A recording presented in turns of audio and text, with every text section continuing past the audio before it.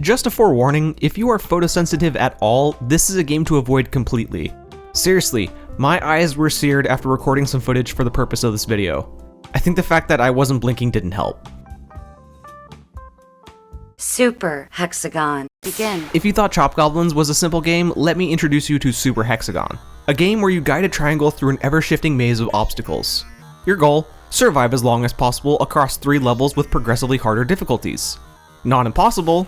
Case in point, my elderly self managed to beat most of my own records from many years ago.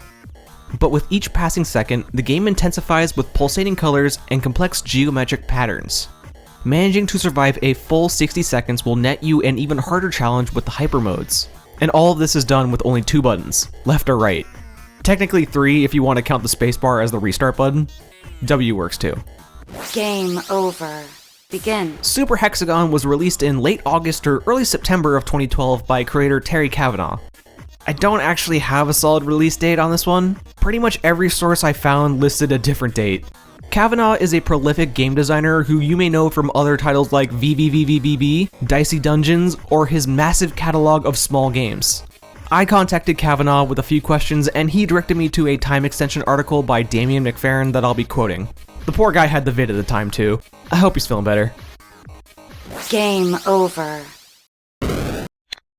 Begin. Super Hexagon's origins are rather humble.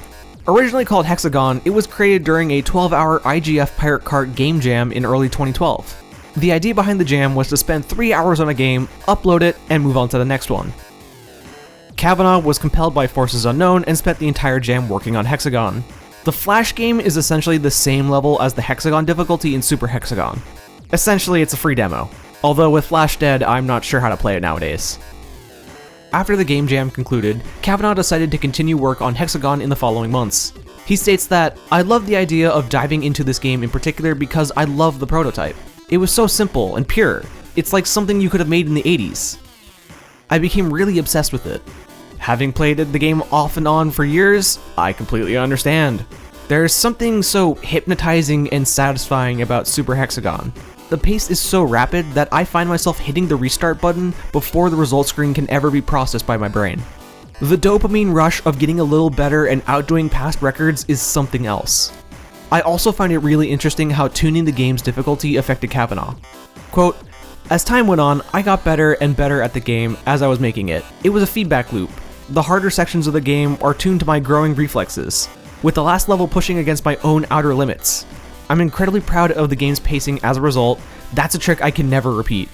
Absolutely fascinating." Statements like that are why games developed by an individual or close-knit group appeal to me more than AAA titles nowadays. It's comparable to movies. You can tell when a movie has been steered by an individual like Tommy Wiseau or by committee like many a Marvel film.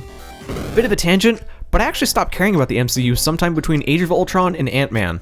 By then, the movies had become formulaic for me. Quippy dialogue is not a replacement for actual comedy and only serves to make your protagonist vapid. Working at a movie theater when those films came out practically back-to-back didn't help either. Begin. While the minimalist graphics may draw a player in, it is the audio that keeps me playing.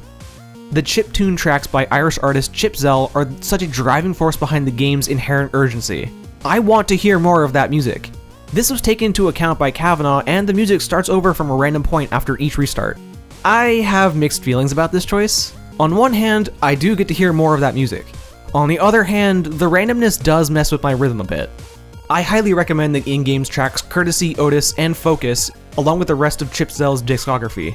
Aside from the music, Jen Frank's narration of my progression and failures is something that lives in my brain for low rent. Awesome. Her voice is one of the only other sounds present, but is so intertwined with the gameplay that not even Cavanagh can imagine the game without it. On that note, Super Hexagon has a long-lasting appeal. I mean, I'm talking about it 11 years later. It did something right. But the level of success that it achieved surprised even Cavanagh. Quote, I made this game expecting it would be a kind of weird niche thing that maybe a handful of people would really get into. I think a big part of it is just that a lot of people underestimate the level of challenge that players are up for. Casual players don't like to be frustrated, sure, but that's very different from not liking a challenge. Wise words. This is also evidenced by the fact that there's a successor in the form of Open Hexagon. It has 2 additional buttons, a 180-degree swap, and time slow, along with an increased difficulty for those who thought Super Hexagon is for Weenie Hut Jr. It's even endorsed by Terry Cavanagh. Personally, it looks beyond my capabilities, so I'm going to stick with the OG for now. Super Hexagon is a great game with near infinite replayability and a high skill ceiling.